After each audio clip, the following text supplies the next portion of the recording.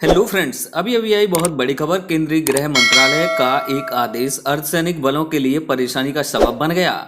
CAPF यानी CRPF, BSF, SSB, CISF, ITBP और Assam rifles AR के जवानों को अगर अनियमित रूप से ट्रांसपोर्ट अलाउंस मिला है तो अब उनकी रिकवरी होगी।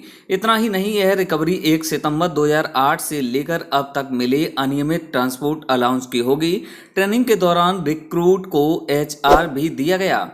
तो यह कौन से आदेश के तहत दिया गया है, ये बताया जाए। उन अधिकारियों की जिम्मेदारी भी तय हो जिनके निर्देशन में यह हुआ है, उनके खिलाफ क्या कार्रवाई की गई है, ये भी रिपोर्ट में बताना है। केंद्रीय गृह मंत्रालय की पुलिस सेकेंड डिवीजन द्वारा 17 जुलाई को जारी कार्यालय ज्ञापन के तहत उक्त आदेश जारी किए गए हैं। इससे पहले 7 जुलाई को एमएचए ने सीआरपीएफ और एआर में रिक्रूट को ट्रांसपोर्ट अलाउंस व एचआरए की स्वीकार्यता बाबत एक कार्यालय ज्ञापन जारी किया था। इसके संदर्भ में यहां तक बताया गया कि सभी सीएपीएफ और एआर की तरह से सीआरपीएफ द्वारा 5 दिसंबर 2023 और 22 अक्टूबर 2024 को एक जवाब दिया गया था।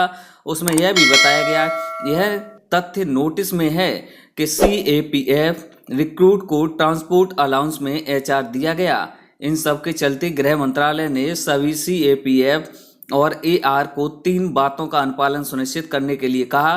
पहला, 1 सितंबर 2008 से लेकर अब तक सीएपीएफ और एआर में जो अनियमित ट्रांसपोर्ट अलाउंस जारी किया है उनकी रिकवरी सुनिश्चित करें। बताया गया कि बीएसएफ, सीआरपीएफ, सीआईएसएफ, आईटीबीपी और एसएसबी में 1 सितंबर 2008 से लेकर अभी तक ट्रांसपोर्ट अलाउंस दिया गया है। अब 1 सितंबर 2008 से उनकी अब रिकवरी होगी।